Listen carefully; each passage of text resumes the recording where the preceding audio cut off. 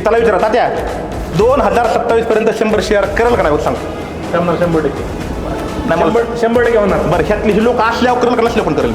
नसल्यावर पण करू शकतो. काय करू शकतो हा विश्वास कोणाला माहिती का माझ्या भावाला विश्वास आहे.